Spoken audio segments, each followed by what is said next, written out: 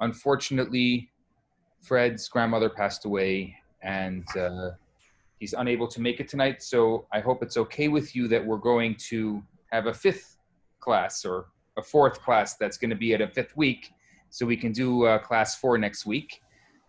But I thought it would be a nice opportunity, for us to be able to do a special class tonight in memory of Fred's grandmother,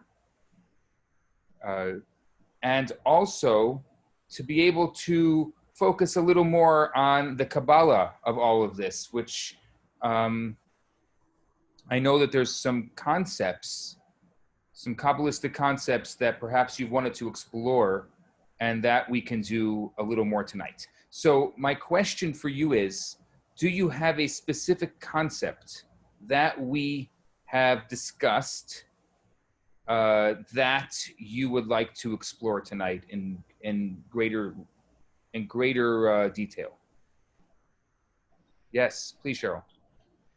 Last week, I had asked the question of, you're talking about the Kelipot.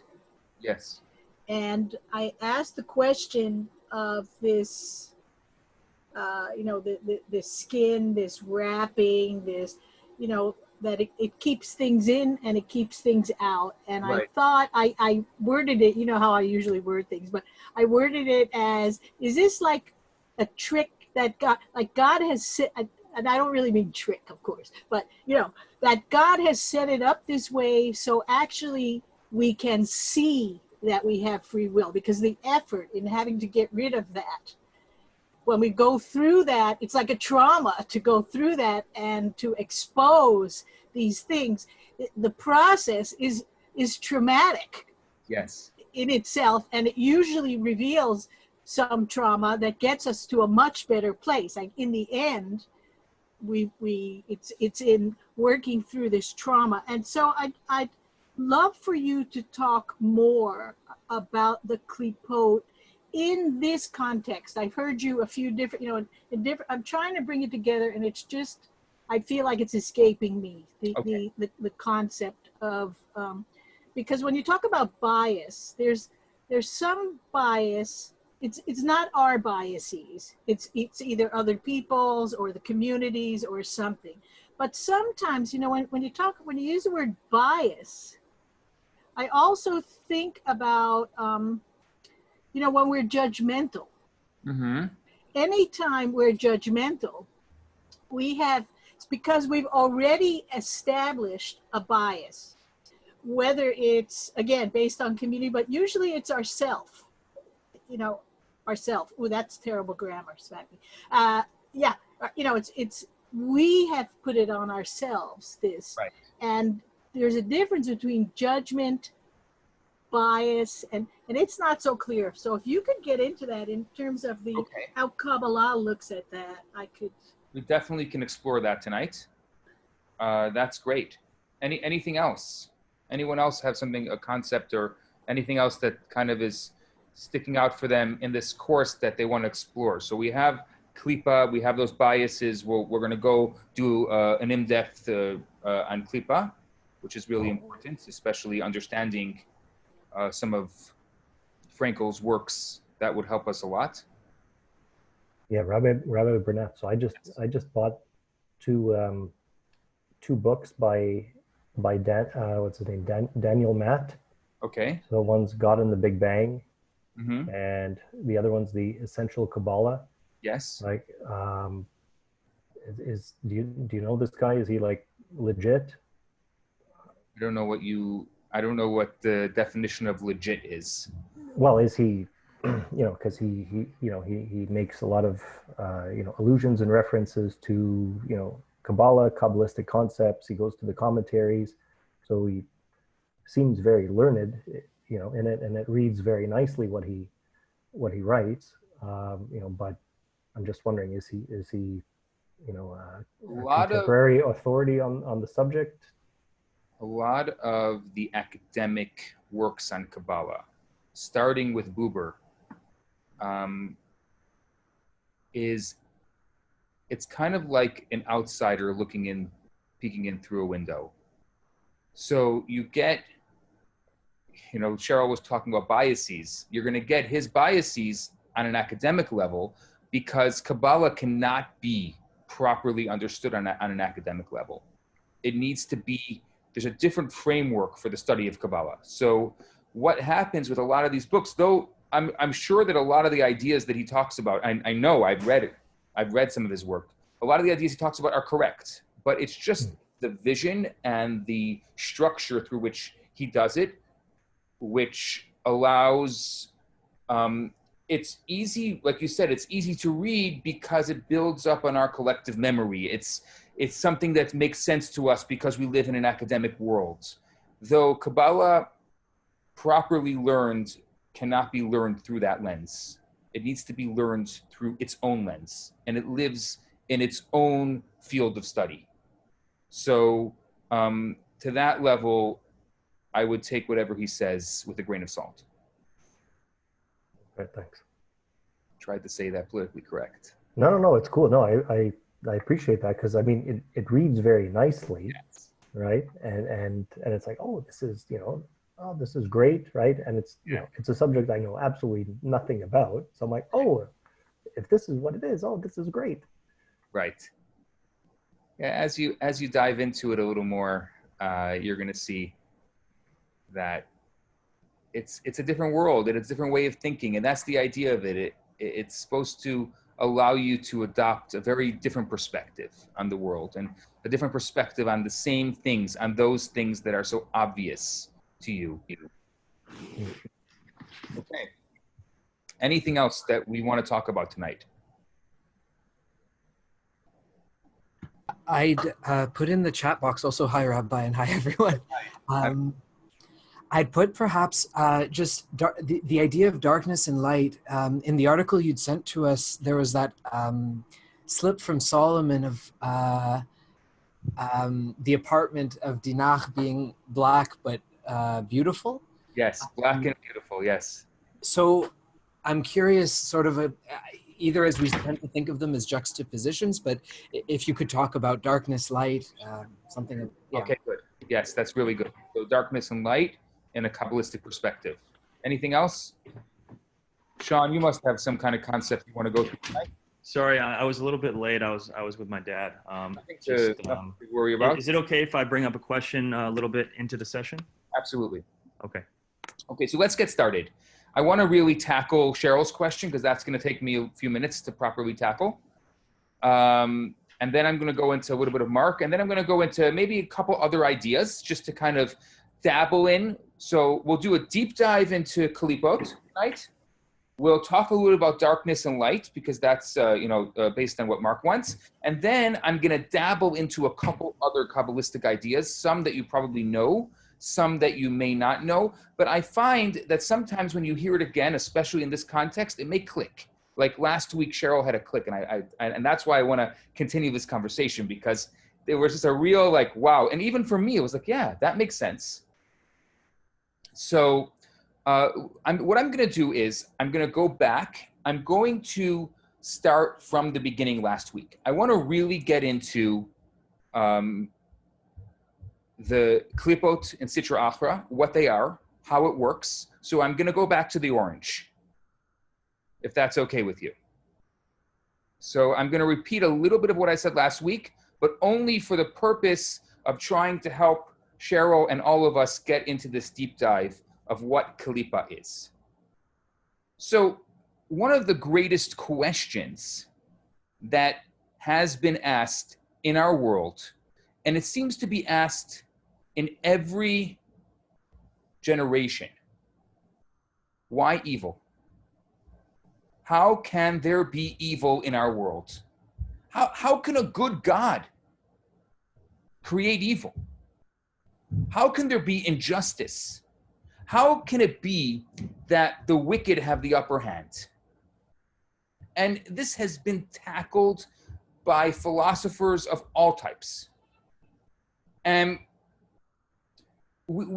Kabbalah starts off, remember, Kabbalah does not work from the bottom up. Kabbalah works from the top down. And that's really important to understand when approaching this topic, because if I approach it from the eyes of the concentration camp survivor, the Holocaust survivor, there's nowhere to go from that. A survivor, the Rebbe went through the Holocaust. And once a survivor came to the Rebbe and said, explain, how can you, Rabbi, believe in God after the Holocaust? And the Rebbe looked at him. Now, you have to understand, this was a conversation from survivor to survivor. This is not a conversation between you and I. It's a conversation from survivor to survivor. And the Rebbe said to him, if anyone gives you an answer to this question, they're wrong. Because any answer to this question is going to justify the acts of cruel people. And so you and I, he said, we are going to question this our entire lives. We will continue to question it, but while we're in this world, we'll never have an answer. Remember, it's survivor to survivor. And that survivor said that was the greatest answer he ever heard. You know who that survivor was? Elie Wiesel. Elie Wiesel later said that that was the greatest answer he ever heard on the Holocaust. So if you start from the bottom up, if you start saying, how can God have created a Holocaust? There's nowhere to go. There's nowhere to go. The answer is, there's no answer to that question. So the only way we can even start to discuss evil in this world is we have to work from the top down. We have to work with it from the top down. We have to work from God's world and then start slowly moving our way into our world. So the concepts and the ideas that we're going to discuss in this deep dive some of them are going to be foreign to us because it's hard for us to even think in these kinds of terminologies, in these ways, because it's not part of our collective memory. So let's get started. Now that I gave you my disclaimer. God is good. We have to start with the presumption that God is good.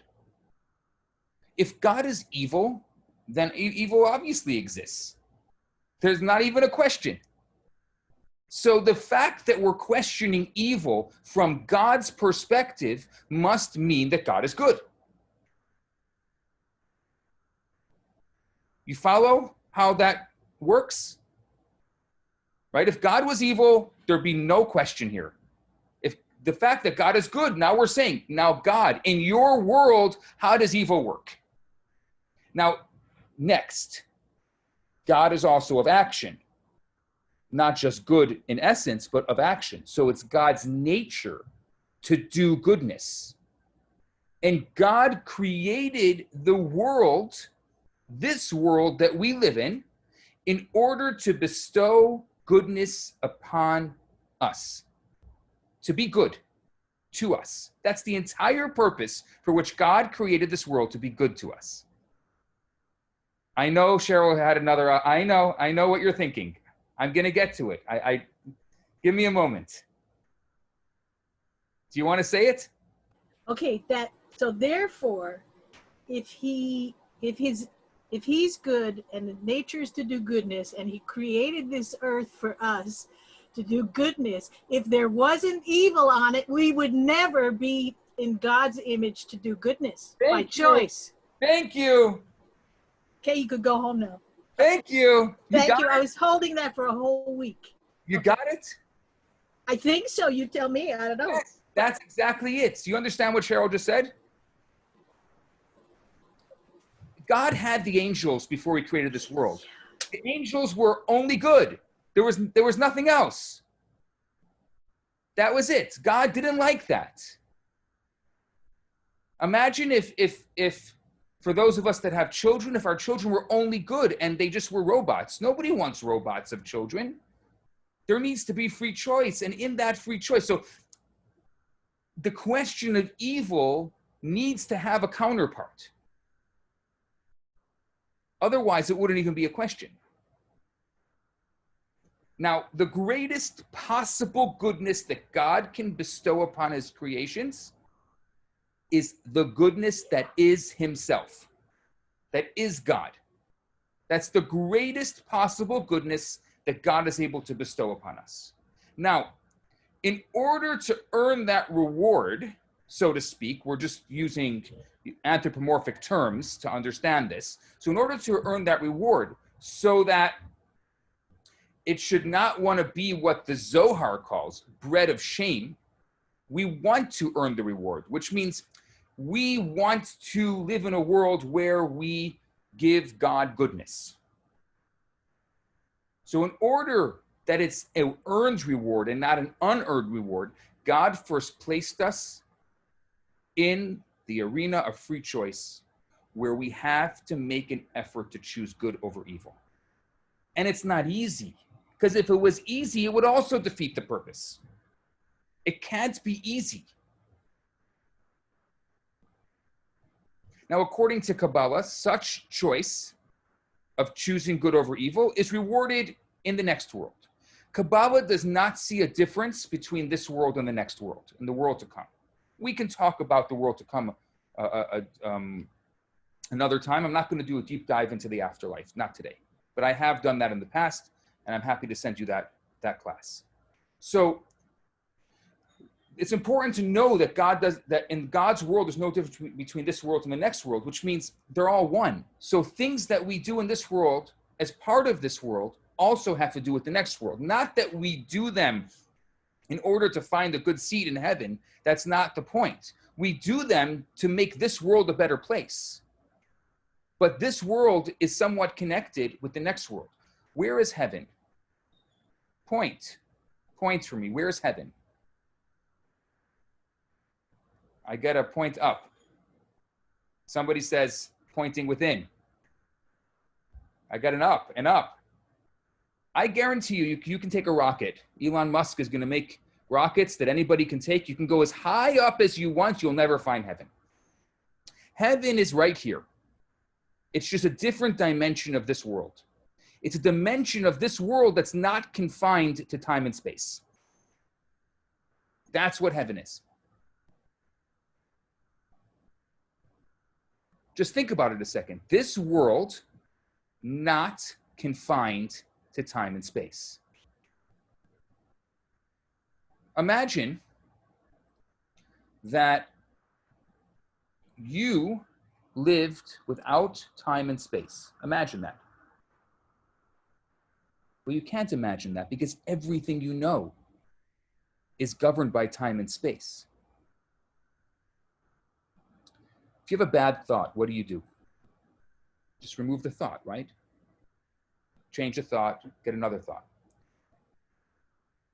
I'm going to give you a little morbid. This is a disclaimer. The thing I'm just going to say is a little bit morbid. Kabbalah does not believe in hell. There's no eternal damnation in Kabbalah. If you want eternal damnation, you got to go down the block. There's other religions that believe in that, not us. What we believe that hell is, it's a refinement process that happens right after death that does not last for longer than 12 months. We don't know so much about that refinement, which means the soul is going through a washing machine. And some of the things that it did in this world, it has to rectify itself.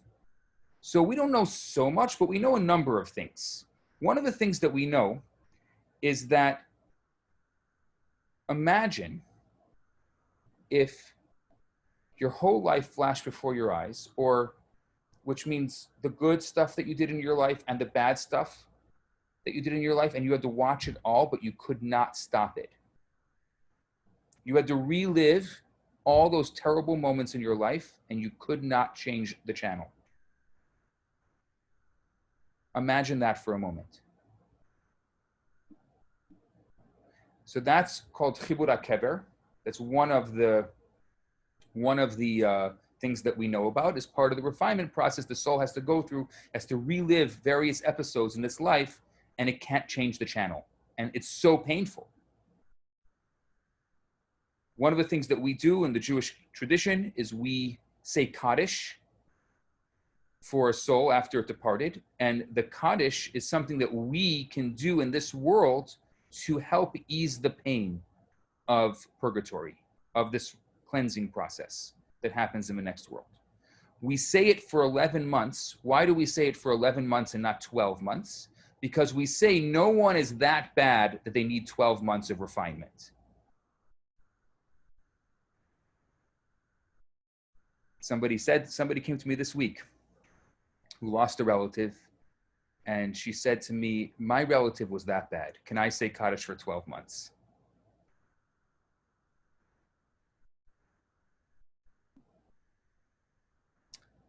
But as a generalization, no one is that bad.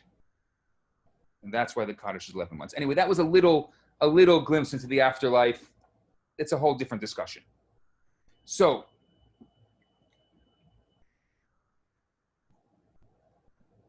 in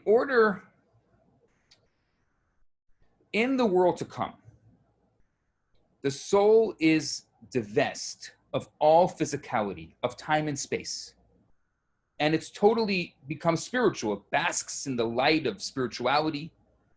And after honestly earning the rewards for its free choice in this world, it is able to bask in the light, which means every time we make the right choice, as a result, our world to come is affected. One moment, says Kabbalah, of choice, of proper choice in this world equals 1,000 years of proper choice in the world to come. Which is why it is a core Jewish belief to value life. We don't value quality of life. We just value life because we don't know why a particular person has to go through a particular type of suffering in this world.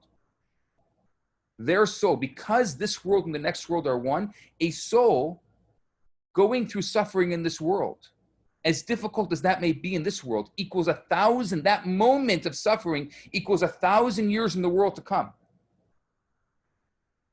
And that refinement that the soul has to come into this world to do is valuable. So we put such an emphasis on life itself, while the medical world and the world at large puts an emphasis on quality of life. We don't see it as quality of life. We see all life as equal. And that's why you'll find within Jewish values, we do things, for example, we don't follow euthanasia because we believe in the value of life, that all life is equal. I'm going into a lot of different tangents here. Now, the creation of evil is a necessity in order to maintain the arena of free choice. In order for free choice to exist, evil must exist. Otherwise, it's a big joke. So what do you want? You want good or you want gooder? You want best or you want the best? I mean, it's just blah. The whole thing becomes blah. If there's no evil, then everything is good, and then good doesn't exist either. Good can only exist because evil exists.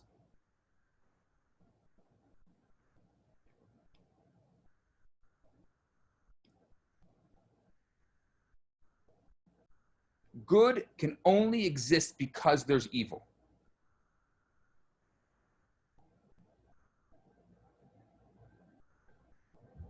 So we have to say that our personal mission is to steer through the pitfalls and the temptations of this world and to do good. Now, what is the definition of good? Maybe we'll get there soon. Because it can't be like we talked about the difference between meaning and purpose. It can't be, oh, I'm going to find my own definition for good, because then it's subjective. We want an objective version of what good is. We can't have a subjective good, because essentially you can justify anything in the name of anything. So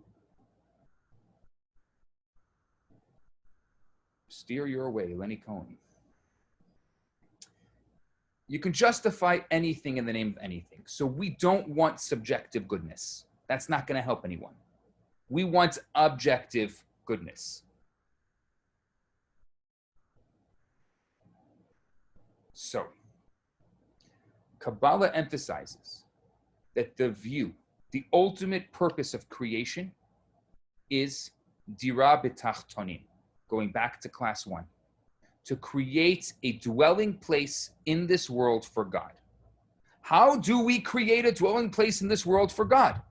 If you want to make a home for yourself, we know we need bricks and mortar and whatever else is necessary to make a home, electricity, plumbing. How do we make a home for God? Again, let's work our way down. From God, working our way down. God made a physical creation. In this physical creation, it conceals the godliness. It conceals the divine source. God places a soul within a body to refine and to elevate the body and that soul's portion in this world. Now, although the soul is going to be rewarded for its efforts in the world to come, the ultimate purpose of creation is in this world. The greatest achievement of the soul is to take this physical world and this crass body, where the crass body's inherent nature is physical, it is animalistic, and to transform darkness into light. Now let's talk about darkness a second. Darkness, we've already established 2 classes ago that it's not a creation on its own. It's just the absence of light. Darkness doesn't really exist. The moment you turn on the light, it's as if it never happened. If somebody came in and never knew what darkness was, you couldn't even describe it to them. Well, what do you think evil is? Is it a creation on its own, or is it the absence of goodness?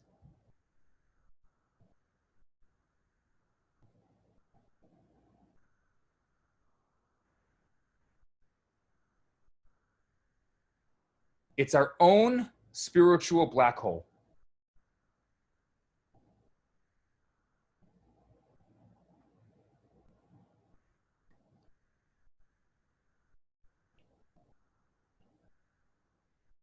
You guys following me? What do you think? That is so brilliant. So evil isn't even necessarily bad. It's just the absence of goodness. That's right. Which isn't inherently bad, except for whatever situation. You're brilliant, Rabbi. The Kabbalah calls the evil inclination the old wise fool. That the evil inclination does not want to do its job, but it doesn't have a choice. The evil inclination wasn't given free choice. It has to do what God created it to do, but it doesn't want to do it. If it had free choice, it wouldn't do it. Is that why humans have higher standing than even angels? Absolutely. Because angels are created to do one particular thing and they have no choice. They're one-dimensional. We're three-dimensional. So do we have anything in Kabbalah that do angels fall out of goodness, like fallen angels, like some other religions that I won't say too loud because he's next to me would have? Yes, they're called Nephilim, fallen angels. Yes, we have it. You can look them up, Nephilim. Nephilim, okay. Where we can do an entire class just on them. Okay, no, I just, because I knew when we started this that the dark part of ourselves is not necessarily bad. It's because it doesn't have light. There may be painful things in there, and there may be fabulous things in there, but now you're pulling it all together by explaining it that way. It's just the absence of light or the absence of good. It's not, it's a whole different way of. If you're feeling down and you go out and you do something for someone, what happens? it brings you up. I mean, if you do it for somebody down else, never happened. For that like, moment, you forget the down even happened. That's right. It's just the absence of goodness. That's it. You know, nothing against Freud, but we can talk about our inner child from today till tomorrow. We can go through all of our past, and I'm not saying that we don't have stories and narratives and things that need to be dealt with, and I'm not saying therapy doesn't help. But if therapy and discussing our past stays in the past, we miss the entire point of therapy. The point is to be able to create a better version of ourselves today and be able to forge ahead as a different person. One of the things that many therapists, I believe, spend too much time on is darkness, is the shadow. The shadow doesn't exist. It does exist. And I've debated therapists over the years about this. It does exist, but it only exists until it comes out of the shadow. Now I'm going to go a step further. The shadow exists because the light created it.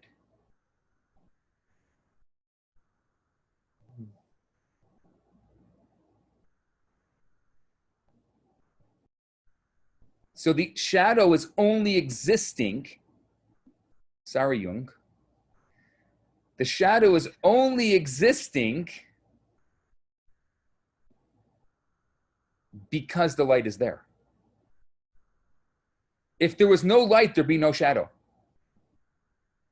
So when focusing on the shadow, you have two choices. You can focus on the shadow or focus on the light. It's not going to take anything away from the shadow. But there is a choice. Focus on the shadow or focus on the light. And I think the shadow only becomes brighter and stronger because the light is brighter and stronger. More sun, more shadow. So you'll bring the shadow out in a good way by focusing on the light. I hope you understood my metaphor there.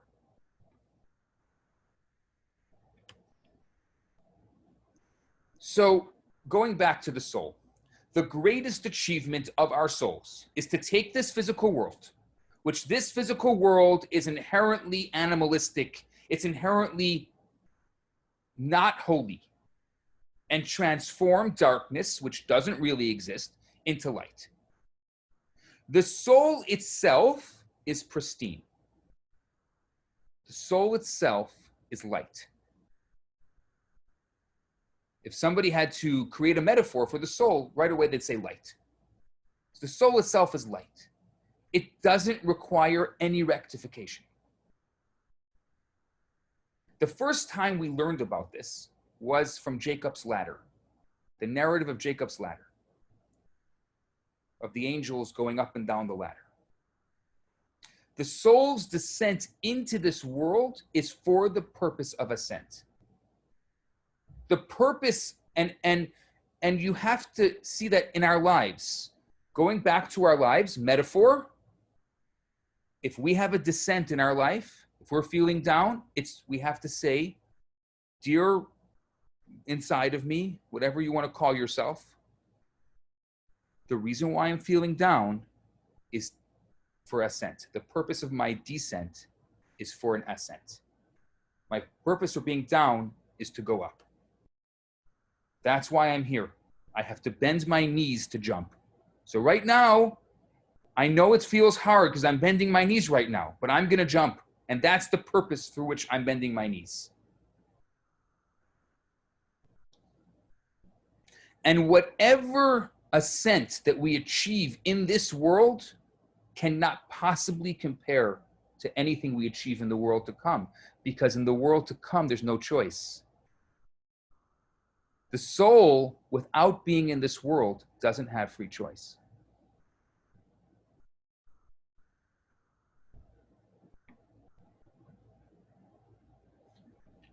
So, despite being in the lowest of all the worlds. There's 4 worlds. According to Kabbalah, we are in the lowest of those worlds. We can overcome our animal drives and passions, and we're able to achieve God's purpose in creation. The soul, therefore, strives to perform true service of God. And what it does by performing true service is it fulfills the will of God. And what was the desire of God? To create a dira b'tachtonim, to create an abode for the divine in this world.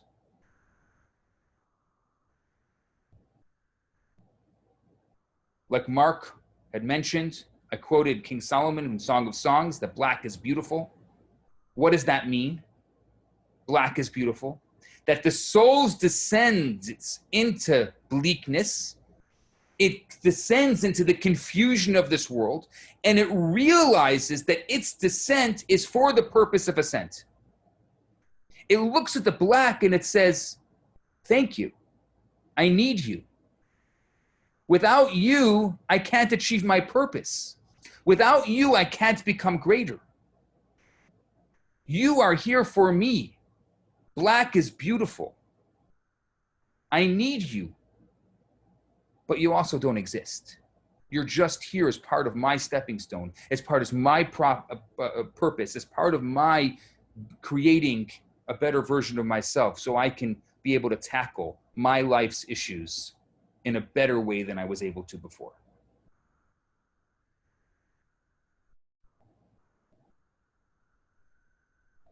The descent into the body is dark. There's a great debate.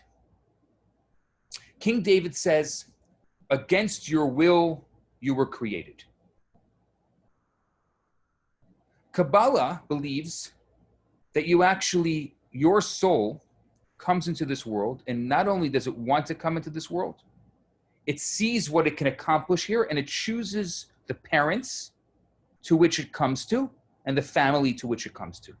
Because it sees that it has the ability to accomplish best with these parents and this family.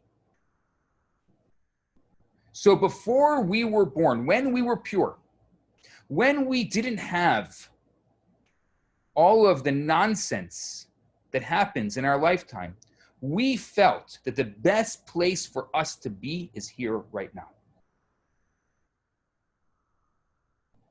But unfortunately, what happens? We come into this world and we get sucked into the vortex of this world.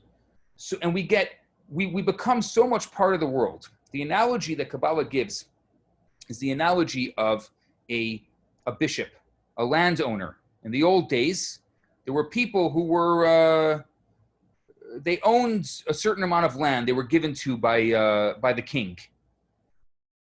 They were, in Yiddish, they were called the parrots. I don't know what they're called in English. The parrots, that's how I always knew it growing up.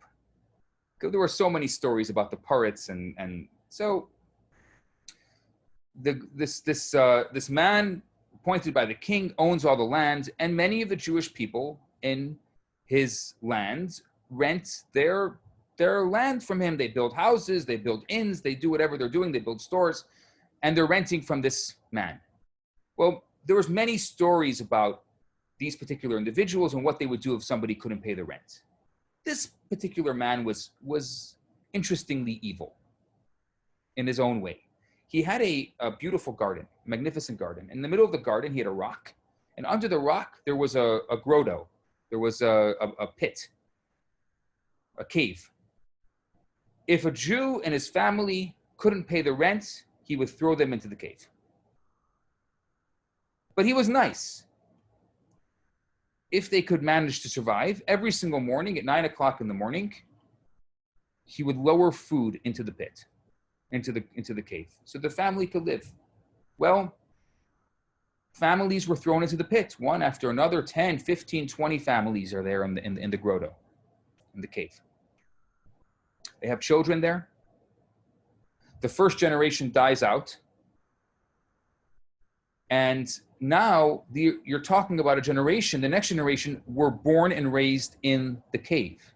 Now they heard the stories from their parents of how beautiful the world is outside, and really you are in a cave in the garden of the pirates. But they really, I mean, it became a story. They couldn't even relate to it. They didn't even know what color looked like. They knew that everything was dark, and at 9 o'clock every morning, there was a little bit of light while the food magically lowered down. And that was their life. Well, the grandkids, it became legends. And the great-grandkids, it became real legends. And to the point where people stopped even believing that there was a world out there. I mean, yeah, my great-grandfather once told me that there was a world outside the cave and would describe the luscious green pastures and the animals and the fields. But you don't really believe that, do you? You don't believe this. I mean, this is the whole world. This is it. Many generations go by, and one day, the rock opens and a man is thrown down. Where did you come from? This is an alien, came from outer space. Where did you come from? It's like, where did I come from? I came from up there. What's up there? Huh. Luscious green pastures, a beautiful world. I mean, you guys are in a grotto in the middle of the pirates' garden. You're in a little tiny thing. You think this is the whole world, you fools.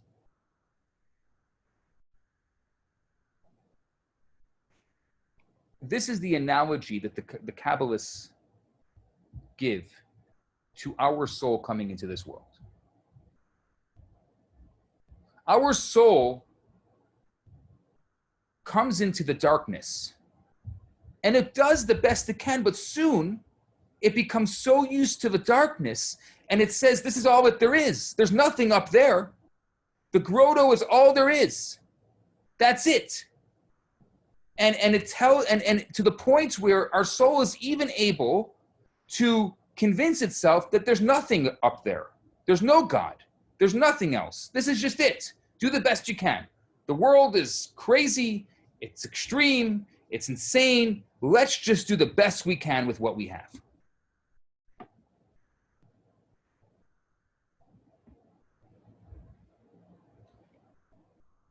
But this is just the cave. It's a dark cave. Yeah, God provides for us, and the food is lowered every morning at 9 o'clock. And maybe there's a little light then. But we can't get sucked into the vortex of this world because we're missing out some of the most beautiful elements of what the world really is. That's what it means that black is beautiful. This world is dark. But in terms of fulfillment of the purpose of creation, it's not dark at all because darkness doesn't exist. And from this perspective, it follows that the presence of the forces of evil pose the greatest challenge to our quest to make this world a better place, to create a dira b'tachtonim. The greater the darkness, the stronger the forces of evil, the brighter is the transformation of the darkness into brilliance. The greater the darkness, the greater the brilliance. From the lower we come, the higher we can rise. And that is why the righteous person, the tzaddik, is jealous of us. Because a righteous person can only plateau. They're righteous. But from the lower you come, the higher you can rise. We are able to, our ability through our acts, are able to rise higher than the righteous. And they're jealous of us, says Kabbalah, because of the ability that we have to make good choices and to rise higher.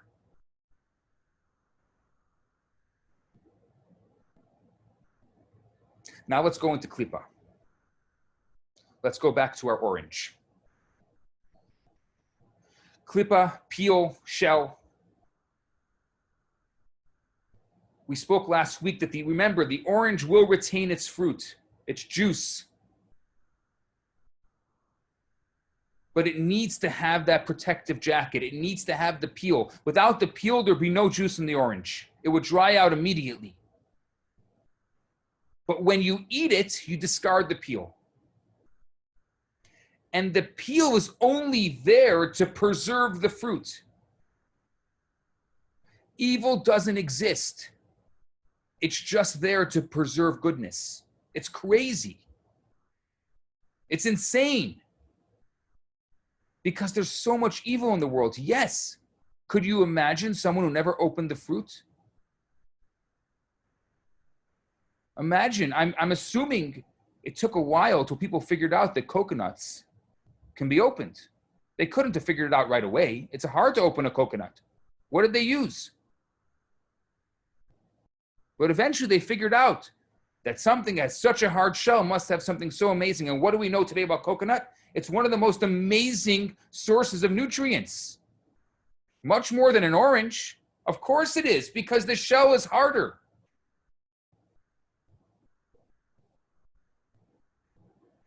Our nutritionist here will have to tell me if that analogy works all the way around. The harder the shell, the more nutrients there are. I don't know. We'll have to fact check that one. So Kabbalah uses this terminology called inner will, pnimiyut haratzon, and it uses a terminology called external will, chitzoniyut haratzon. When a person goes out to work, when a person gets involved in the details of this world, when the person gets involved in the nitty-gritty of being in this world, this is only the peel. This is only the shell.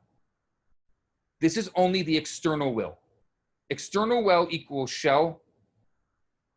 Inner will equals the fruit inside. So let's say you're working. Why are you working? So you can make money. So let's say for you, the inner desire is to make money, but it's not really the inner desire because that's still external will, because your inner desire is to make money to do what you really want. So the existence of klipa stems from the outer will of God, whereas holiness stems from the inner will of God. Kabbalah divides everything in this world into the side of holiness or the side of klipa.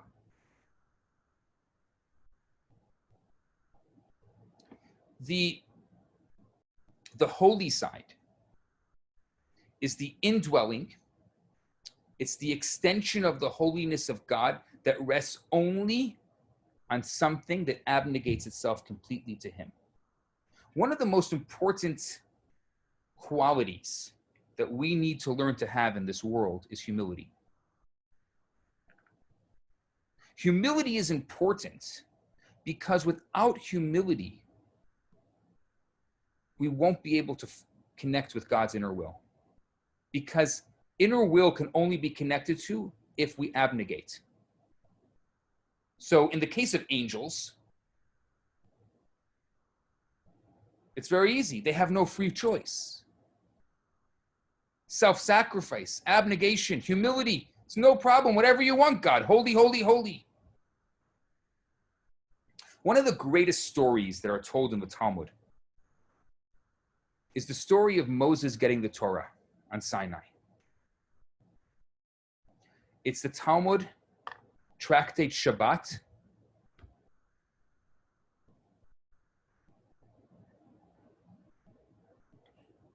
I think it's page 60 something.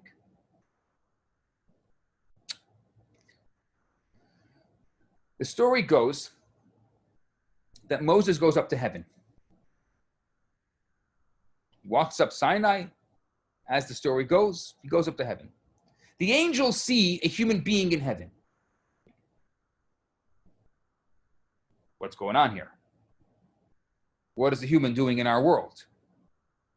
The story comes out that he's here to get the Torah. Wait a second, say the angels. The Torah belongs to us. You know why? Because we're closer to God. A debate ensues to the point where there's a court case between Moses and the angels. The angels believe that they deserve the Torah more than the Jewish people because they're going to do better with the Torah. The Jews, they're earthlings. They're full of all different types of good and evil. They may not even study it.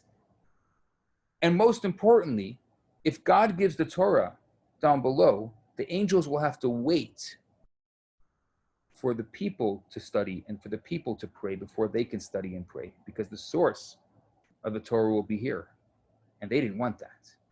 So they start off the court case by saying, quoting a verse from Leviticus that says it's called Din Debar Metzra. If somebody has a field, before they sell the field, they have to offer it to their neighbor, the first right of refusal, because the neighbor can do the best, they can expand their own field and they have best use of it. So the angels say, God, before you offer it to the Jews who are lower than us, you need to offer it to us first because we can make best use of it. We need first right of refusal. Anyway, I won't bore you with all the legalities, but they go back and forth for a while. The Talmud goes through the entire debate, a real legal debate. At the end, God says, Moses, they're right. It's up to you. You do. And the Talmud describes the scene. I think it's just such an amazing scene, an emotional, just a majestic scene, where Moses takes the Torah and holds it in his embrace, and he opens it up, and he says, do not kill. My dear angels, when was the last time you killed? Do not steal. Do you ever have a desire to steal? Honor your father and mother. How many fathers and mothers do you have? Thank you, Jason. Shabbat 88B. How many fathers and mothers do you have? And he goes through each and every of the commandments and he says, this book is not for you. And the angels concede and they say, Moses, we are going to usher this. This needs to go down with you. And they say they take 2 crowns, 1 crown for we will do, and the other crown for we will listen, 1 for Naseh, 1 for Nishma, and they give it to Moses.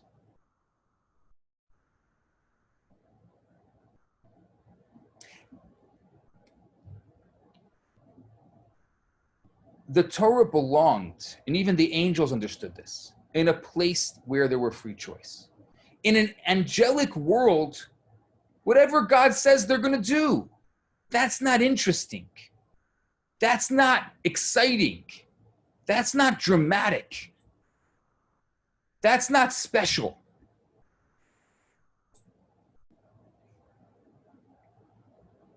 What ends up happening is, and you can go into my essay from last week and you'll see that where I quote Ezekiel and I talk about various elements of Kelipot. I'm not going to go into that part of Kelipot tonight.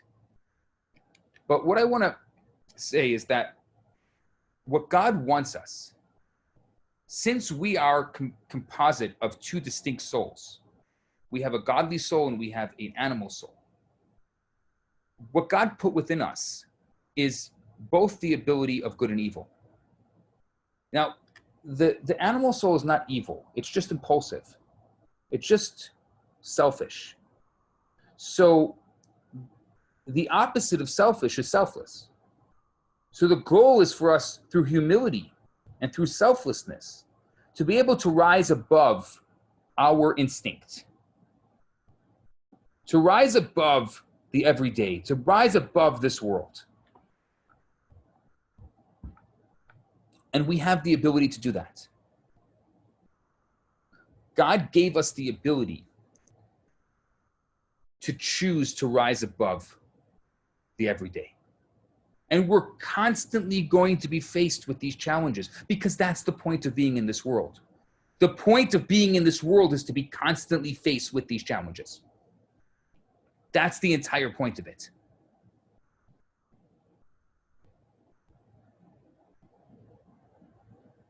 Now, everything that's in this world has its source in the higher realms. What would be the source? What would be the source of evil in the higher realms? How can evil descend into this world from a good God? For that, we have to understand this Kabbalistic idea called tzimtzum. What is tzimtzum? Tzimtzum literally is like a contraction.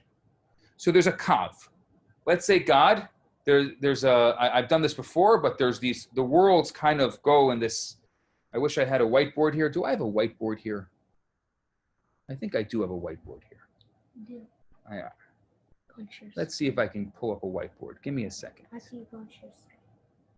Share screen, basic whiteboard. This is great. Okay. Let's see how good I can draw on this thing. So, oh no, I didn't want that. I want, is there a freestanding, my first time using this, so give me a second. Anyone know how to use this thing? Yeah. What are you trying to do? That's not going to do. Okay, let's try it again. What are you trying to do? I'm trying You to. could just press clear all over Yeah, there. yeah, I got it. I'm trying to. Okay, that's going to be the best you're going to get from me. So the way the worlds are, so let's say this is Atzilut, and then there's Yetzira, and there's Bria, and we're the lowest. But they're like what is the word? It's like a screw, it kind of goes, they kind of interact with each other. A spiral. Spiral, thank you, Mark. A spiral. And then there's a kav, and the kav kind of goes right through them like that. Okay, so we have these worlds, and the kav is beamed right through the worlds. But as it goes through each of the worlds, it becomes lighter and lighter, which means it's, I don't know if contraction is the right word. It's just kind of like, it's like making a copy of a copy of a copy of a copy, where the light is just, it's more contained, like looking at the sun's shadow through a stained glass window. Is the sun green? I mean, if you look at a stained glass window inside the building, you'll see a green sun. It's not really green. If you go outside, you're going to see the regular sun. But to us, it looks green. So in order for an unlimited God to create a limited world, God had to contain his unlimitedness so that we would not be zapped into oblivion. And that is done through tzimtzum. But God is still here, though hidden. So the worlds of Atzilut, of Bria, Yetzira, and Asiya, those are the four worlds. And we live in the lower. There's two levels of Asiya. We live in the lower level of Asiya, Asiya Gashmi. So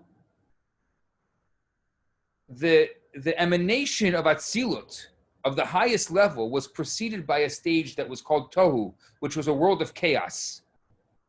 In the world of Tohu, that's where Kelipot comes from. Kelipot comes from the world of chaos. Why do you have to know all that? Because, according to the Arizal, before the world was created, there was something called Shvirat HaKelim. There was the shattering of the vessels. That before the world was created, God created other worlds and destroyed them.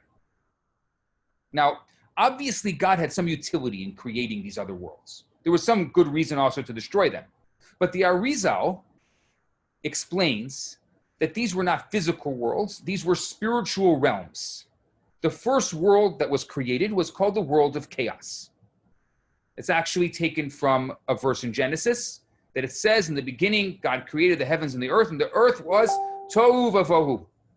It was chaos. It was empty. And after the tzimtzum, after this contraction and the emergence of the Sefirot,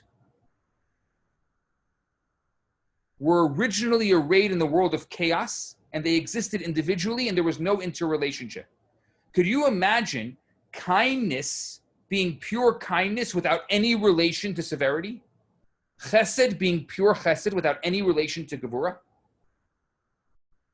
No opposites. They all lived on their own. There was no interconnectedness. We need that. We need the interconnectedness. We need a world of opposites. That's what free choice was. So in this original world of chaos, the reason why it was chaos is because nothing was interconnected. Now, the light which entered the feeble vessels of the world of chaos was highly concentrated and it was intense. We call it orot mirubim. And they flooded the vessels. The result of the flooding was the shattering of the vessels. It can be like the shattering of millions of volts of electricity in a 60-watt light bulb. There was a great advantage in the world of chaos because it was brilliant and it was filled with intense light, obviously, because it wasn't in sync. So there was this intense darkness, but there was also this intense light. And its great disadvantage was that each of the Sefirot were egotistic and they wanted all the light for themselves. And they were unable to share. They were unable to coexist with the others. And the root of ego, of selfishness, comes from there. Such a world had to be destroyed. Selfishness and ego have to be destroyed. Ego stands for edging God out. And ego has to be destroyed. Because in order for us to be able to live in this world, we need to have chesed and we need to have gevura. And there needs to be chesed and gevura and chesed. You don't know what I'm talking about if you don't know what gevura and chesed are. Which means there needs to be loving kindness, and there needs to be, loving kindness can go forever. So there needs to be a no. The moment you say no once, all your yeses were real. If you can't say no, you can't say yes. If you're a yes man because you can't say no, you're not really a yes man. Kindness has no end.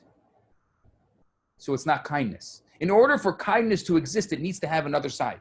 The other side of it is gevura, is severity. It's saying no. Now, this interrelationship, coupled with broad vessels and less intense little lights, created a world that could exist here. And the state of correction is like a person where there's a harmonious and a symbiotic relationship between the limbs. Could you imagine each of the limbs having their own mind? The mind not being able to control the finger. I don't know, the finger's just kind of going off on its own. I don't know what's happening. I imagine if there was no in sync, if the body was not in sync. That was what the world of chaos was like.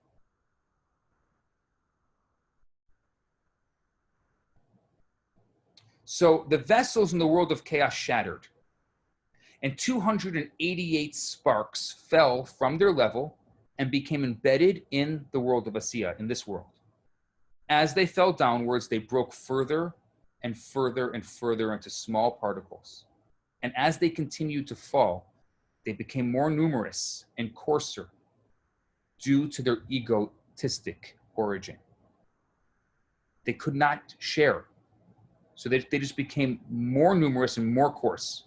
The more refined sparks were assimilated into Atzilut and others into Bria and Yetzirah as they fell into the different worlds. And the coarsest sparks, they fell into Asiya, into our world, and they created Klippa.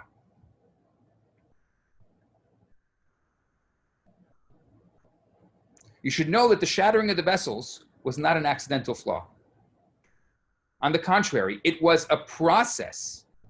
And the process allowed for the creation of evil. And evil allows us to have free choice. And through free choice, we can make a dira b'tachtonim. So the entire purpose of these fallen sparks were to create this world through which we can make a place for God through our free choice.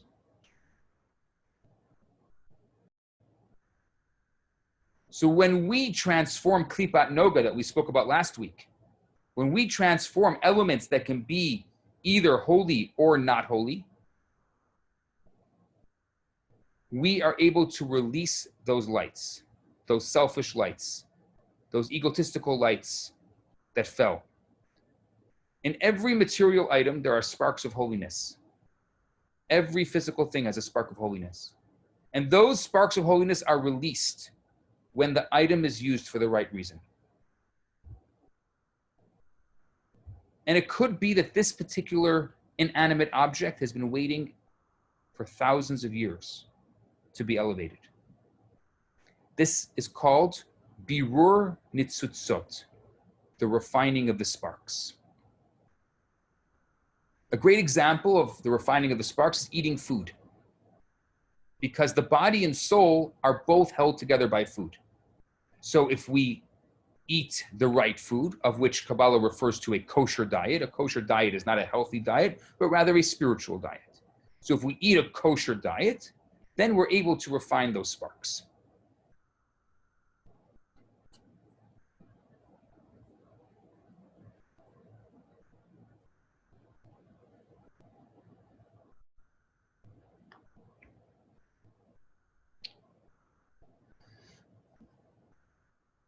Questions? Comments?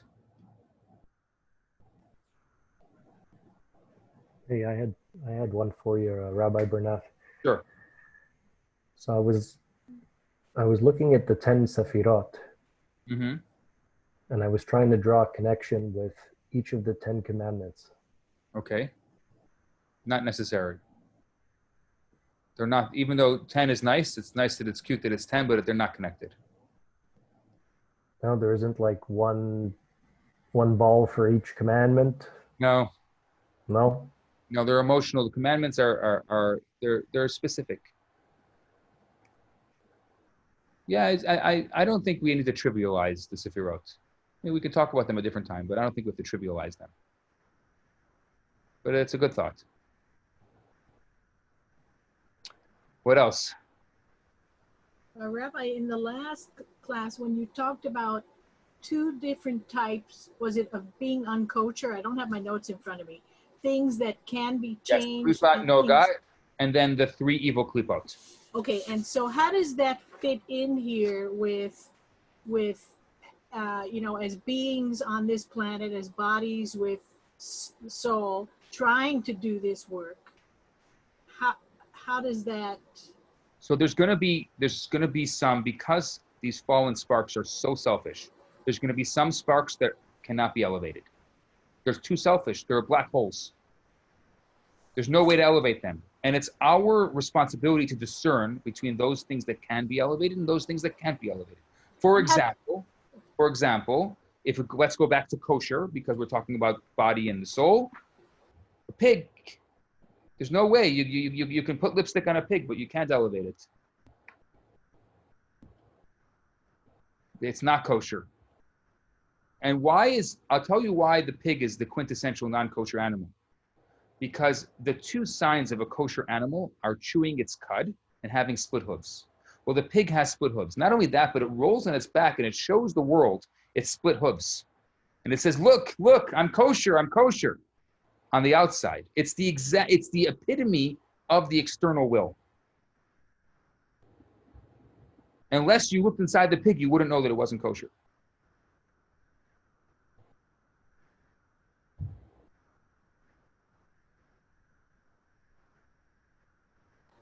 So how does that help us in making choices? Because when we get to our biases, right, that I think you're going to come in the next class, in making choices, how do we know when things are intrinsically not bad, or we're just rational, are bad, and we should spend our effort somewhere else, as opposed to we're making a story not to go there? You have to study what are the 3 evil Klipot and what are Klipot Noga. I mean, God, it's very specific what is allowed and what's not allowed. No, but I'm talking on a psychological. I'm bringing it back to I'm the saying class. the same thing. The same thing on a psychological level. Okay. So the basic answer, 30 seconds or less, is if it doesn't lead us towards our purpose, it's not allowed.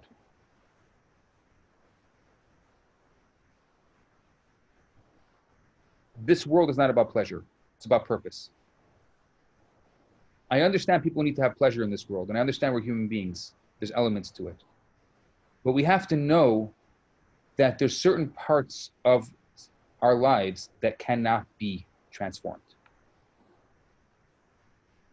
And our soul is here for a very specific purpose. And no soul that's ever been in the world before it, and no soul that will ever be in the world after it, and no soul that's here during its lifetime is here for the same purpose. So if we're not pursuing purpose, then what are we doing? Fred said last week that he believes that Viktor Frankl, after the Holocaust, he was annoyed with people that weren't pursuing purpose. And I understand that.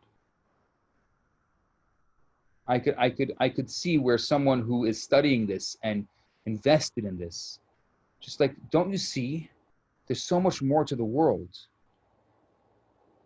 Why are you getting sucked in by the 6 o'clock news? That's a vortex. You watch the 6 o'clock news, you think the world is terrible. The world is not a terrible place. It's a beautiful, wonderful place. It's God's garden. And our job is to tend the garden. Our job is to elevate it. That's our job.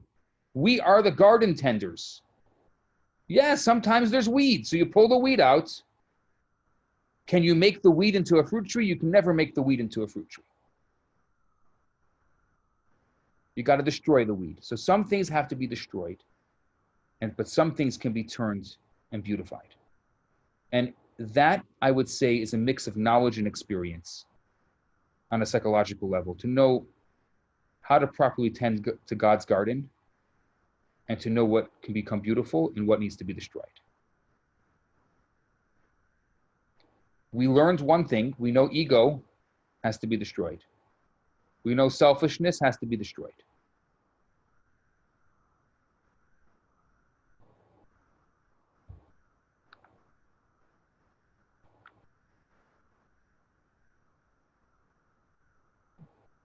And as we go on, we start learning and we start realizing there's so many other elements to our lives, things that we don't see. I was reading Helen Keller. I don't know why, I just felt like this week I needed to read some Helen Keller. And she writes there that she had asked a friend of hers who had just come back from a long walk,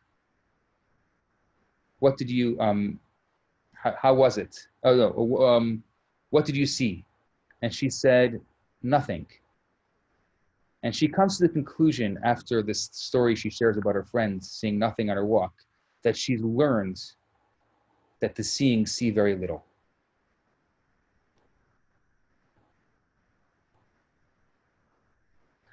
I think one of the great things that we can do today as a result of the state that the world is in, start asking why. It's not our place. That's not going to get us anywhere good. Why is this happening? I don't know. Why the loss of thousands, hundreds of thousands of innocent lives? I don't know. But I do know is that it's giving us an ability to stop. The world was going so fast, and now we have the ability to stop.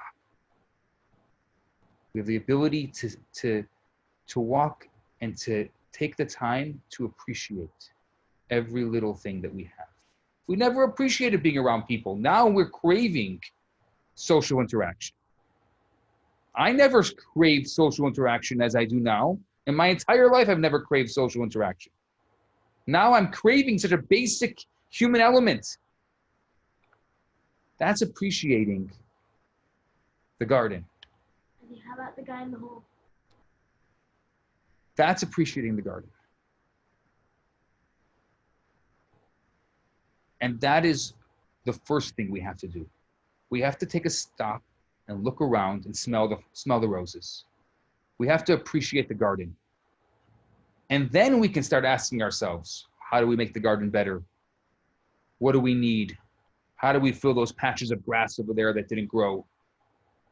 How do we get rid of those weeds? But if we can't appreciate, if we don't come from the godly perspective, if we come from the human perspective, this world is just a mess, it's chaos, then there's nothing to appreciate. But if we start from the top down that Kabbalah wants us to do, then we can start appreciating the garden. So we start by just appreciating that this world is God's garden.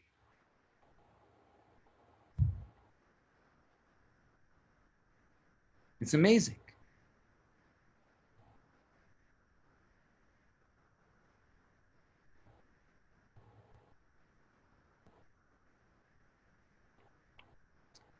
We just moved, and in our backyard there's a cherry tree. I've never lived with a fruit tree. So in the beginning of the summer, I saw this tree. I'm like, how are fruits going to come from this tree? And then it bloomed into these beautiful flowers, and the flowers were gone, and then the cherries, and then they saw the green cherries, and then they got a little more yellowed and orange and red until they got really red. Then they were tiny. They're tiny, they got bigger. They were tiny. And we were watching every day with the kids, we were watching every day this transformation of this tree with the leaves, with the flowers, with the fruits, the transformation of the fruits, and appreciating every single level of that until we finally were able to pick the cherries and make some jam. Because they weren't sweet cherries, they were sour cherries. But if life gives you sour cherries, you make jam.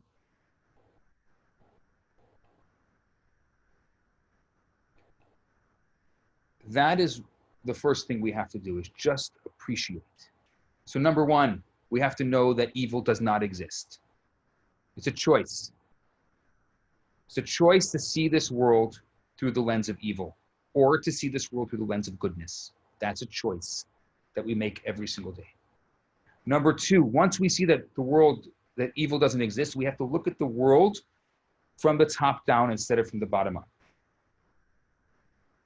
And once we look at the world through the top down, then we're going to start seeing all the elements of this world that are beautiful, maybe elements that we never saw before.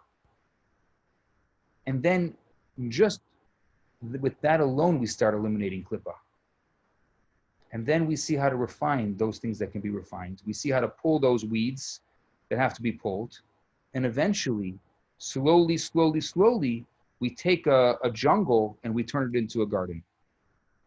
And that's our job.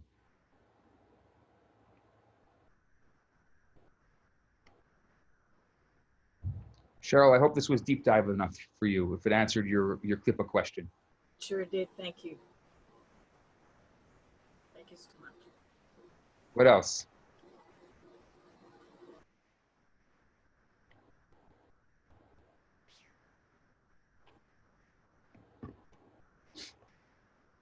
What are your thoughts?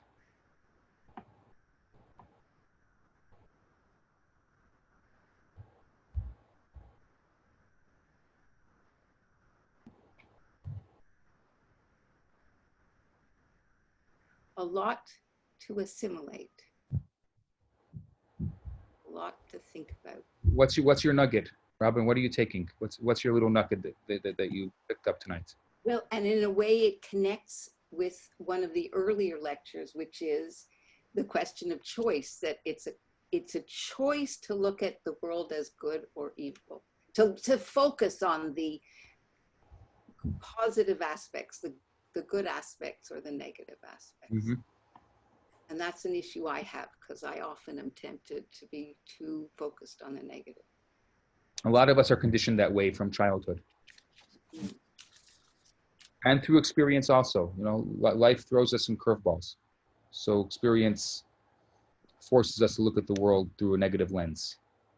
But we don't have to. And even if we've done it for so long, we can just not do it. And then we don't do it anymore. can I ask a peculiar question maybe? Sure. How do we not over-focus on the resurgence of anti-Semitism everywhere and the worry that the economic and social chaos that are going to result from this COVID? In the past, we've learned that that generates a very dangerous environment.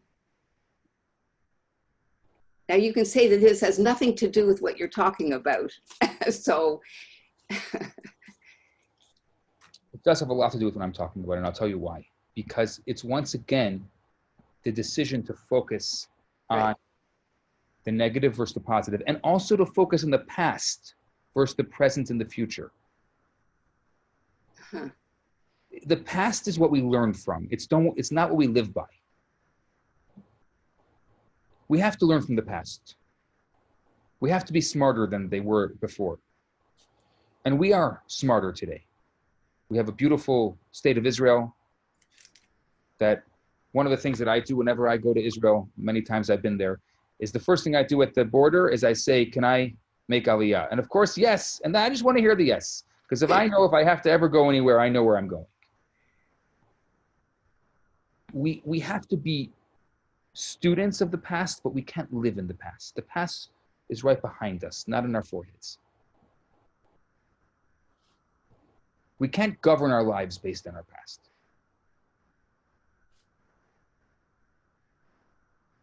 Yeah, is there a resurgence of anti-Semitism? Is it more than before? I don't know if it's more than before. Is it communicated that way? It is communicated that way.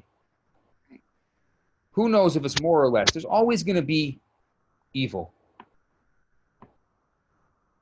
There's always going to be haters. Haters going to hate. But is it our place to focus on that? Is that, it's much easier to unite people with a common enemy than a common cause. So let's fill the world with goodness. Let's fill the world with light. It's easy to get the emotions flowing when it comes to anti-Semitism. I can sit here and tell you, I haven't gone out very much, as many of you know, but I've been going out the past few days, and I went to the store for the first time in 2 months. And it happened to be, there was a guy standing behind me in the aisle. I don't even want to tell you the story because it doesn't even matter, the story, but okay, I'll tell it to you, but you're going to see why it doesn't matter. And he's like, you people, you brought COVID to Montreal. He says this loud, right behind me in the store. Now, what do you respond to that? What do you say when someone says that to you straight up? You make the invisible visible. What do you say? You let them know that I acknowledge what you're saying, but COVID is out here to get everyone. No, what do you say? That maybe you don't say anything. I don't know.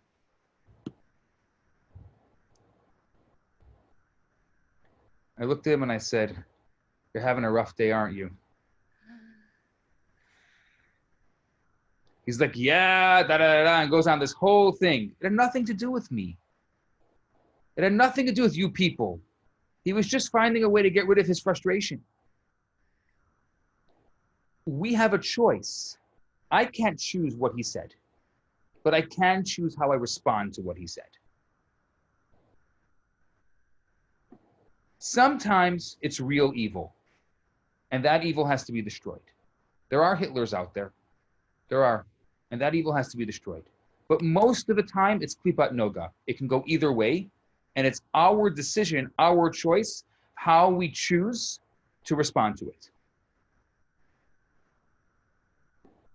I ended up making a friend as a result of it, and probably gave him a good view of the Jewish people as a result of it. He didn't have any inherent biases or hatred. He was just, I don't even know why he said it. So what did you say again? Please, how was your day? No, I said, you're probably having a rough day. That's it.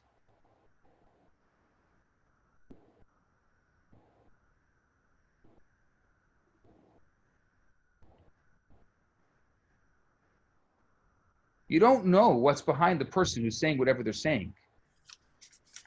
We can't look at the symptom. We got to look at the person. We got to look at the whole person. If we focus on every single symptom, we wouldn't get anywhere.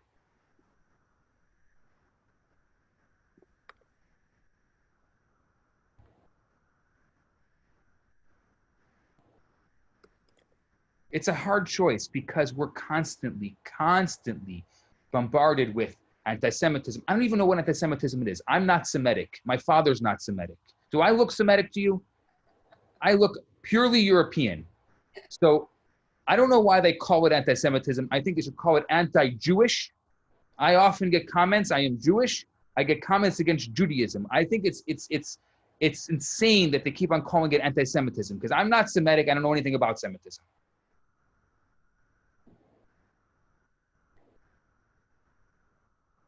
But it raises funds for people for some reason because it gets to the heartstrings. So maybe that's, I don't even know. I'm just drawing conclusions here. The point is that we really do have a choice with how we're going to respond to the things that we respond to. We really do. And it happens every day. And when you're faced with the crisis, that's not when you start figuring out how to respond to things. You got to start figuring it out now. The crisis will happen. And at that point, you got to be ready. First responders don't start learning to be first responders in the middle of the crisis.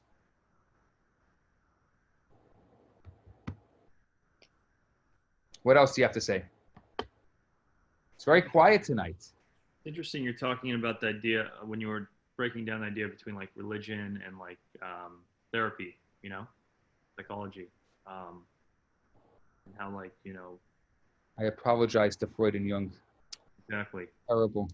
What did I do? Ego, right? Destroying the ego.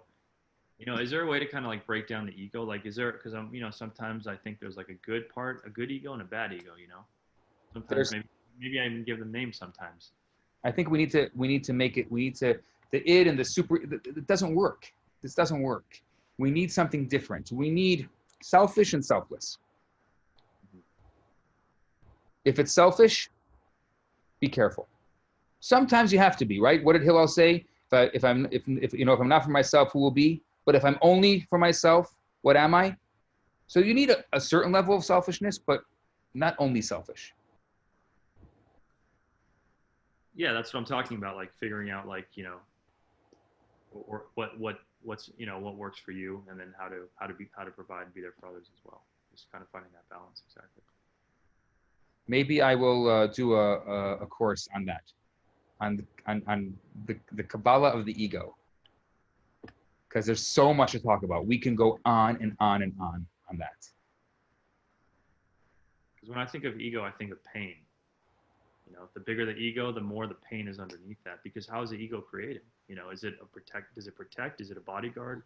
What is it? Fallen sparks, right? It's created from fallen sparks. Yeah. I'm just thinking about it from the Kabbalistic term.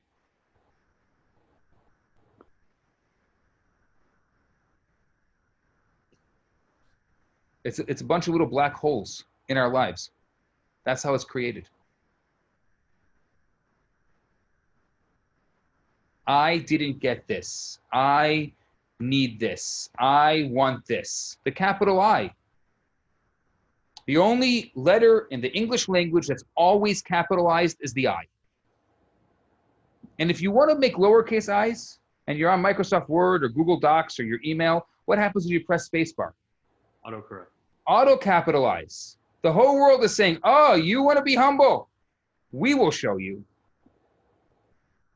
Why is the only letter in the English language that's always capitalized?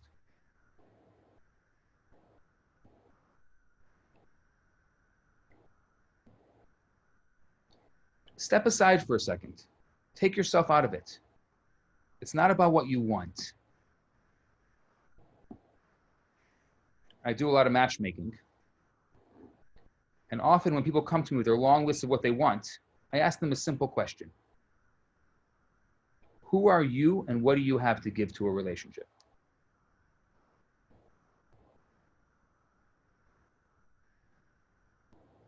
being in this world, relationship is not about what I need. What can you do for me? It's about what can I give? Who am I and what do I have to give? Yeah, you make a whole list of everything you want, but are you the complement of that person? Can you give in return to that person?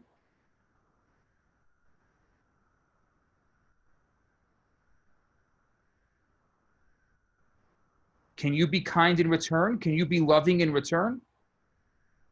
Do you have that space, or are you a black hole for that person? I know I'm getting existential here. I'll stop. Yeah, if our society can teach us that a bit more, that would be I great. think we need to learn that a lot more. Not a bit more, a lot more. Front and center. Yeah. Now that's a class, right? Absolutely. Very necessary. But the thing is, it's like, it has to be done by action, right? It can't just be intellectual. Well, you have to first have a focus, a goal. Right. The goal is I want to be selfless. How do you be selfless? So if you are of one extreme and you want to get to the middle, you go to the opposite extreme, says Maimonides. I didn't make that up. So if you're a selfish person, start doing selfless things.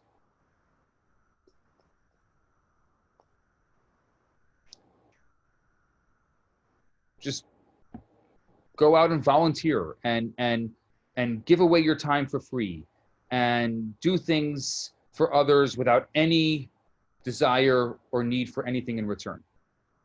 I think it's interesting when when you look at this, when you talk about meaning, right?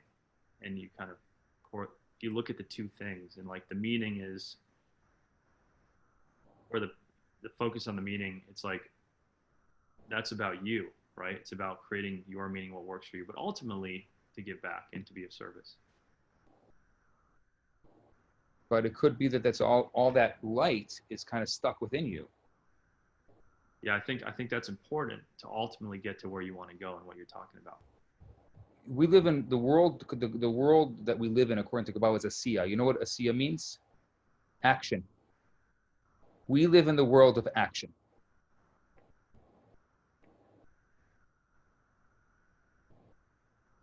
Are you a human doing or a human being? There you go. Like that. You can use it. A human being or a human doing. That's the world that we live in. We live in a world that we're supposed to do.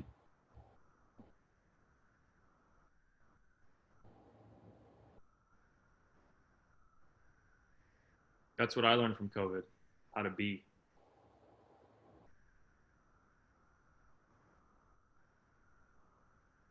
That was hard. Yeah, it was hard for me too. How to be. I like to do. I don't like to be. I had a lot of being staring up at the ceiling. I counted the ceiling tiles in the hospital. I knew I not only counted the ceiling tiles, I got to the point where I was counting the dots on the ceiling tiles. I knew how many dots were in each ceiling tile. That's how difficult it was for me to be. I hear that. What is it? The resistance. Yeah. Look within. So maybe the next class should be about how to disconnect from doing and actually be. I don't know. You're going to have to get someone else to do that because that's hard for me. Well, I would only give a class that I could live myself. I would never say something that I wasn't doing myself. And I'm a doer. I'm not a beer. Maybe a couple more years. I've tried. I've studied mindfulness. I try to meditate. I try to do things to be. It's very difficult for me personally. So definitely, I would love to take a class like that. To give a class, I don't think I could. But there's a way. It's interesting. It's like you're talking about like doing more or doing less, right? Or doing, but also like being and doing at the same time, right? Like in a way, you're doing, but you're also being. Yeah. So if you want to take that like to another exponential focus here, it's like you really have to be on top of a mountain and to just be, or can you just be right now? I hope not. I hope you don't have to be on the top of a mountain because that's not being. That's That's separating. I don't want to separate. I want to be in this world, but above it. So I That's guess Kabbalistic. being, exactly. I want to be in the nitty gritty. Maybe that's what being is. I don't know. I'm just thinking out loud. That being is being in this world and being able to rise above this world at the same time, which means having the right response in crisis. That could also be being. Well, maybe it's for you, Rabbi, I just imagine for you just to sit still. So for you, doing is moving that body, getting a book, talking to somebody, that kind of. But I think there's another way of looking at it, that a difference between maybe doing and being is from moving out of your head and into your heart. And when you move into your heart, you can be doing a lot. Yeah. Yeah, I think. Do you understand? It's not, and you're not What about separating. creating a synthesis between the heart and the mind? Well, that's You're like, we're in the middle. that's what heart math does. But it's about choosing. It's going into that space, and it's almost like the dark and the light in there, when in your heart, where it's the place where you have all of your emotions and your memories and your thing. That's what I consider to be the place of where the light isn't, and it's learning to be able to go in there.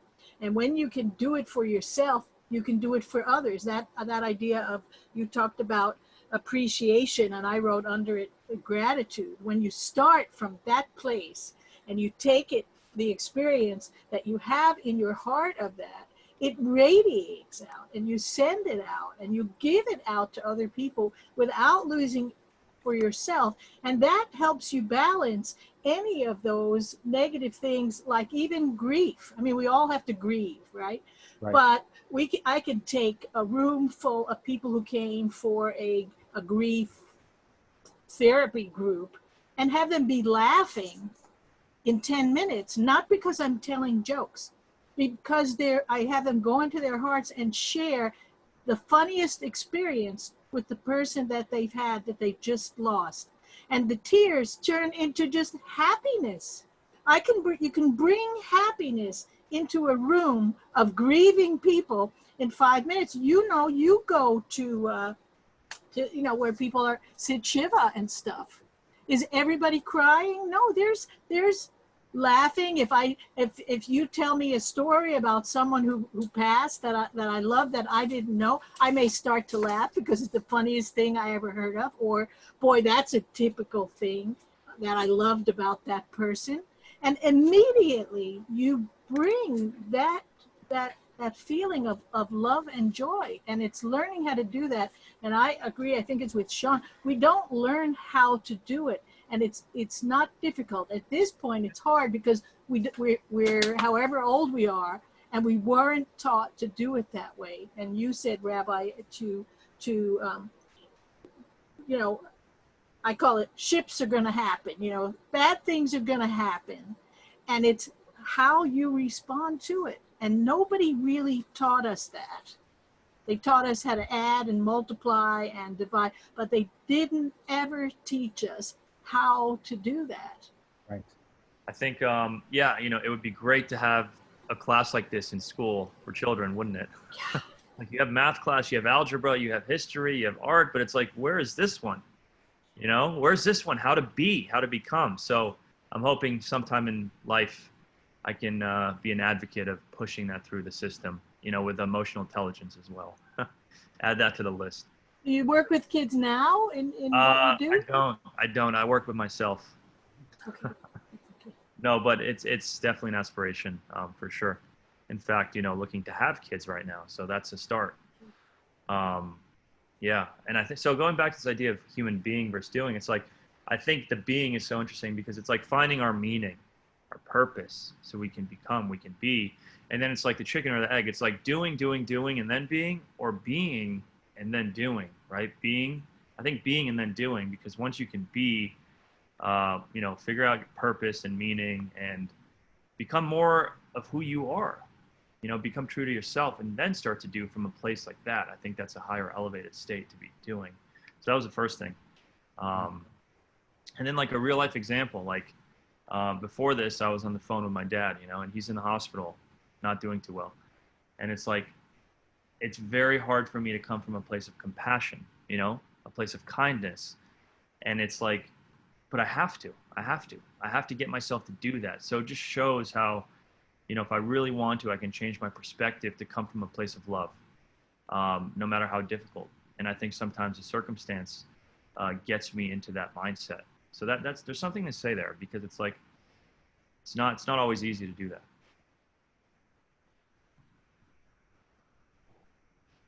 Wow.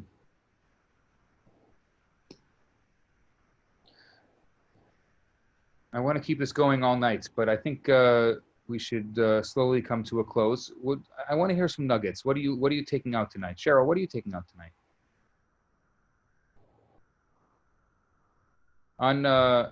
Unmute yourself.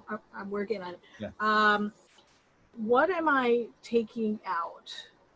You have pulled together for me all of the previous nuggets that you have given me in the past about the Sephirot, how they started, how, you know, the different I never really understood exactly about the different worlds and how that came through. You really enlightened me in this idea of this concept here that I guess according to the Kabbalah that there really isn't evil. And this has just, it's an aha moment for me. And if that's the case, then it makes the direction I've been taking in my work and my life now, it gives it a whole new, deeper purpose just there. So if you know, even kindness is not kindness if it has no limits. That's right? So even that, so being careful to go all the way the other way too, right? Of unrestricted, yeah. So I have to rejig a lot of things there on the Sephirot. Again, I have to revisit them. And I thank you so much, because you didn't really mention much till the end about the COVID, you know, about the virus, and of course you're affected too, but talk about a world in chaos now. Mm-hmm. Boy, we're all experiencing that in a way that we probably never did 4 months ago. No matter, it's the whole world in chaos. Whatever was happening before, it was my chaos. You know, a loss of a sister, an illness, you know, like that. But now it's the whole world is in chaos. Nobody really knows exactly what's happening. And so you see this struggle for good. Well, you know, in this, you think it's just because people want contact that there are more protests. People are getting out there. They're, you know, the positive and the negative are taking and filling their spaces, and people are they're loosened up the sort of the restrictions and stuff, and it's out of control. And everybody's right. You know what I'm saying? Everybody, there's a seed of right in everybody, and what somewhere, and we can't see it because it's all chaos. The world of chaos. So thank you for this. This helped me make some sense of this. Make some sense of the chaos. What about you, Robin? What are you taking out tonight? Well, I think I already had a chance to talk, so maybe there's somebody else. Okay, sure. Jason, what are you taking out of tonight? Well, for tonight, actually, tonight kind of reinforces what I've been reading the last couple of weeks, you know, on my own. So I appreciate, you know, you know, you reinforcing, you know, that learning. the one question that I've been grappling with in the last few days was, trying to make sense of what seems like a dichotomy between oneness, right? Because we're all connected and we're all part of something collectively special. But then we're all individuals. We all have specific jobs and missions to do. So this led me to the question of, because I've been practicing a little bit more, but I'm trying to and I found my happy place, with respect to to practice, and then just the last few days, I don't know if it's whatever the devil coming from strengthening during Tisha B'Av or whatever it is, but I'm like, oh, should I be practicing more? And then kind of the fear started to take over, and then I almost forgot about the love, right? Because you have to fear and love. So the question that I had yesterday, and it became super clear, like, oh, okay, this is the question I have. And then funny enough, I opened one of my books, and then the answer popped right in front of me, I think. So is there one best way, right? Because I kind of, it's like the extreme, orthodox fenced, right? Got to do this. Or is it, is it a custom solution? Is it a custom suit? And the answer that I came to was that, well, there are certain unbreakable, principles, but there should also be flexibility to operate, because we are individuals. Am I cuckoo for thinking that, or am I trying to make it convenient, or? I mean, you're opening up another discussion, but you need to have your non-negotiables. You need to know absolutely it. But you are an individual, and so there is a collective and an individuality, and you're opening up a whole other really interesting discussion, which I wish you would have mentioned in the beginning, because I would have approached it tonight a little bit. But yeah, the answer is that you're on the path. You're starting to figure it out, but you need to have the foundation of your non-negotiables, and then the individuality comes as a result of that. Yeah, that's what that's kind of the conclusion that I came to, is that there's there are firm boundaries that you need to establish, but you can't feel like you're in a straitjacket either. That's right. Because then you can't do your job, right? So kind of the paradox, right? Right. You can't do your job, and then if you can't do your job, well, that's kind of right. That's unholy if you're not doing your job. And it's not just about the dogma. It can't be dogmatic. So that was kind of the struggle over the last few days, like just that, finding that, that balance. Yeah. So that's it. I was wondering if can I steal you for 5 minutes after, or tomorrow? You have some time? I will let you know. Okay. I will let you know. Maybe sometime this week. Okay, cool. Alessandra, Devora, any nuggets? I must apologize. I was heading to work and didn't realize that today was Monday. Hence, I didn't attend the whole class, and therefore I will not allow myself to have an opinion on something I haven't heard. Okay. Thank you for asking. Okay. And my apologies. No problem. You'll have the recording. I will listen to it carefully, and I will give you some feedback. Okay, post recording. Okay, good. And Devora? Any thoughts? Oh, here. Thank you for this class. Generally appreciate learning from it. Good health and love to all. Okay. I think it's a good way to finish here.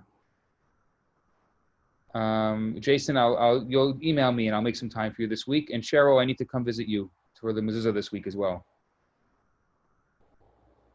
Now that I'm out and about, finally, and I need to take care of that. It's on my mind a lot. Okay, I think a lot to think about.